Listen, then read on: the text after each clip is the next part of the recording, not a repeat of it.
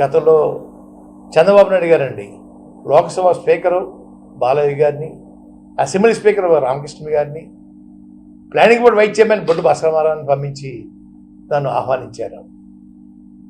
చంద్రబాబు నాయుడు దగ్గరికి వెళ్ళానండి. రాజకీయంలో ఆయన పండిపోయి ఉన్నాడు. వారింటికి వెళ్ళాను. రాజీవ్ గాంధీ గారి ఆహ్వానం మేరకు రాజీవ్ గాంధీ గారు ఢిల్లీలో కలిశానండి.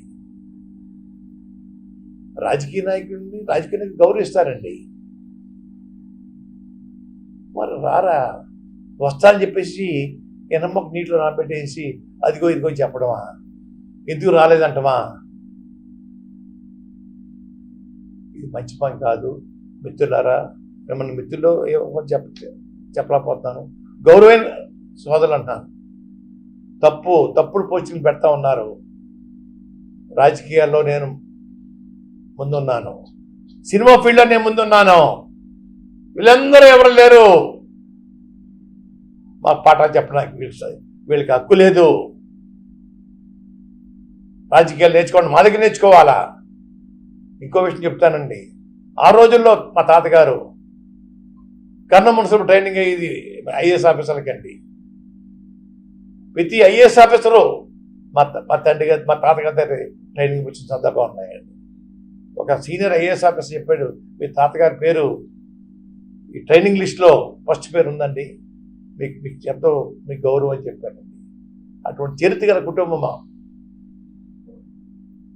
ఇది వారి వల్ల నేను ఎమ్మెల్యే అయిపోయాను, వారి దయతో మంత్రి అయిపోయి రాస్తా ఉన్నారు.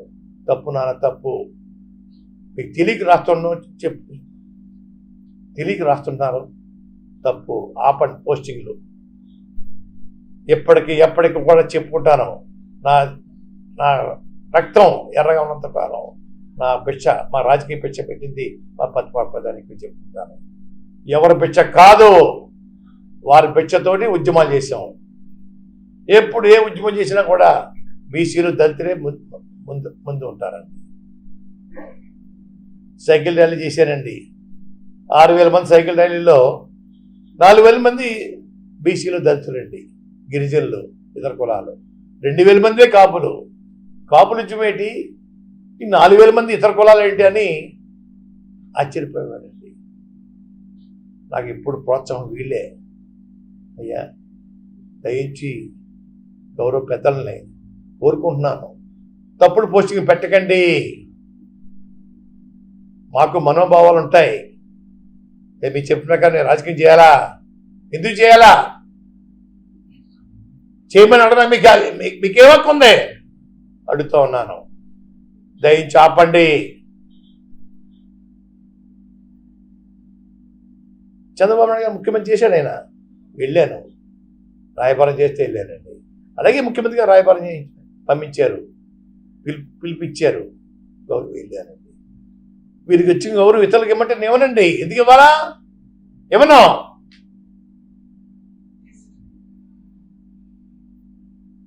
దయించి ఇటువంటి ప్రోత్సహించొద్దని ఆ పెద్దలకు నేను మీ ద్వారా కోరుకుంటా ఉన్నాను.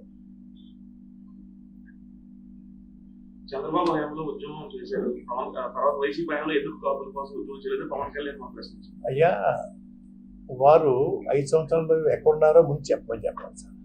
దాన్ని ప్రశ్నించే ముందు చంద్రబాబు నాయుడు గారి పాలనలో 5 ఇయర్స్ ఎక్కడున్నారు, ఏ మడుగులో దాక్కున్నారు? ఒకటి అండి. 2, నేను చేత కాదు, నేను ముసలోని అయిపోయాను, అది ఇంకోటి అయిపోయాను, వారు ఎందుకు చేయకూడదండి? చేసే హక్కు లేదా? ఎవరు వద్దనలేదే. వారు రోడ్డు మీద రావచ్చే. వారు రాకుండగా నన్ను ఎందుకు చేయలేదు నువ్వు ఆయన చెప్పడానికి? ఆయన ఎవరు? ఆయన సంబంధం ఏంటి? ఎప్పుడైనా ఈ ఉద్యమం గురించి ఎప్పుడైనా ఒక సానుభూతి ఉత్తరం రాశాడా? సానుభూతిగా ఎప్పుడన్నా వచ్చారా? కుటుంబాన్ని, మా కార్యకర్తల్ని, జాతినంతా అవమానించినప్పుడు, లాఠీలతో కొట్టినప్పుడు, బూటుకాలతో అనిచేసినప్పుడు ఎప్పుడైనా మీరు బయటకు వచ్చారా? ఆ మడుగులో దాక్కుని వేళ మాట్లాడటం బాగలేదండి. 5 సంవత్సరాలు ఎక్కడున్నారో చెప్పండి, అప్పుడు చెప్తాను నేను. లోకాన్ని తెలీదా 5 సంవత్సరాలు ఎక్కడున్నాడండి? నేను చెప్పాలా?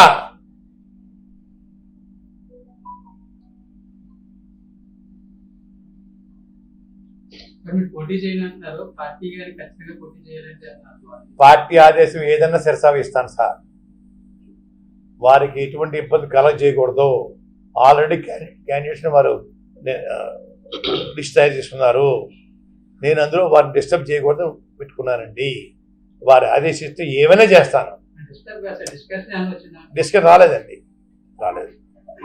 నేను ఎటువంటి కోరిక లేకుండా మీ సేవ జనకు వచ్చని చెప్పానండి. మిమ్మల్ని కానీ హరిరామజోగి గారు కానీ ఎవరో కూడా నన్ను ప్రశ్నించకూడదు అనేది మా పవన్ కళ్యాణ్ సభ నుండి చెప్పారు. నేరుగా అంటే ఒక పెద్దలను అవమానించినట్టుగా, సామాజిక వర్గానికి చెందిన పెద్దలను అవమానించినట్టుగా అంతమంది సాక్షిగా నన్ను ఎవరు ప్రశ్నించకూడదు, నేను చెప్పినట్టే వినాలి. పవన్ కళ్యాణ్ నన్ను సమాధానం ఎందుకు అడుగుతారు మీరు? నా సంబంధం ఏంటండి? ఆయనకి నాకు సంబంధం ఏంటి చెప్పండి. అసలు సినిమా ఫీల్డ్ పుట్టింది నేనని చెప్పాను ముందు, రాజకీయాల్లో నేను పుట్టానని చెప్పానండి. నేను కాక మొన్న పుట్టి నన్ను ప్రశ్నించడం ఏంటి? ఆ ప్రశ్న ఏం సమాధానం చెప్పాలండి? చెప్పను. 2019 ముందు మీరు ఒక మాట అన్నారు, రాష్ట్రానికి చంద్రగ్రహణం పట్టిందా, గ్రహణం వీడాలని. 2019 ఎన్నికల తర్వాత గ్రహణం వీడిందా? మళ్ళీ ఇప్పుడు ఎలక్షన్ గ్రహణం పట్టడానికి రెడీ అవుతుంది, పట్టణిస్తారు కదా. గ్రహణం వీడింది కాబట్టి ఇంటికి వెళ్ళిపోయాడు సార్ చంద్రబాబు నాయుడు గారు.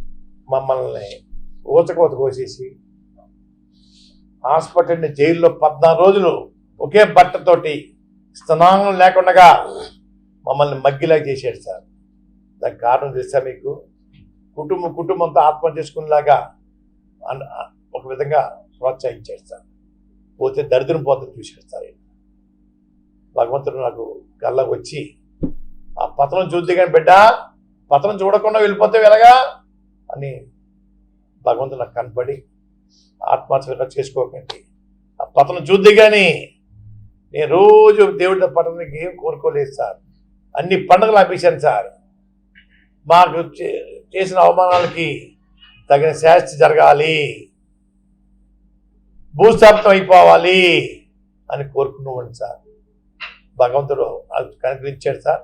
వెంటనే ఏదో చూసి తిరుపతి గుడికి వెళ్ళానండి, చెల్లెంగ వెంకటేశ్వర గుడికి వెళ్ళాను, మా ఊళ్ళో అమ్మవారి గుడికి వెళ్ళాను. చెప్తున్నారు ఒక కాకతో గుడికి వెళ్ళి శివాలయంకి వెళ్ళి దండం పెట్టుకున్నాను సార్. అయ్యా విముక్తి అయిందని చెప్పేసి. ఒక 30 సంవత్సరాలు ఇప్పుడు ఈ ముఖ్యమంత్రి పీఠం కోసం ఎవరు చూడక్కర్లేదు సార్, వీరే ఉంటారు సార్. దేశ చరిత్రలో ఎవరు కూడా ఇన్ని రోజులు ముఖ్యమంత్రి చేసిన వాళ్ళు ఎవరు ఉండరు, వీరు తప్ప అనే చరిత్ర సృష్టించుకుంటారు సార్. పేదల పెన్నిది 10 మందికి రావచ్చు, 10 రావచ్చు, అందరికి ఒకసారి అవ్వవు సార్. ఏ స్కీము కూడా ఎన్నో నేను చేసిన స్కీములు ఎమ్మెల్యేగా మంత్రికి చేశాను, అందరికి ఒకసారి అవ్వవు సార్. ఆ తెల్లే అందరికి ఒకసారి పెట్టదు, కష్టం. పిల్లలందరూ ఒకలా ఉండరు. ఒక పిల్లడు ఐఏఎస్ అవుతాడు, ఒక పిల్లడు కూలర్ అవుతాడండి. అంత మాత్రాన్ని తప్పు విషయం కాదు, పరిస్థితిని బట్టి ఉంటుంటాయి సార్. ప్రతి స్కీము ప్రజలకి, పేదవాళ్ళ కోసం, పేదవాళ్ళ ఆకలి కోసం, పేదల పెన్నిదిగా ఉన్న ముఖ్యమంత్రి గారు 30 సంవత్సరాల పాటు భగవంతుడు దీవిస్తాడు, ప్రజలు దీవిస్తారని నేను కోరుకుంటా ఉన్నాను, ఆశీర్వదిస్తాను.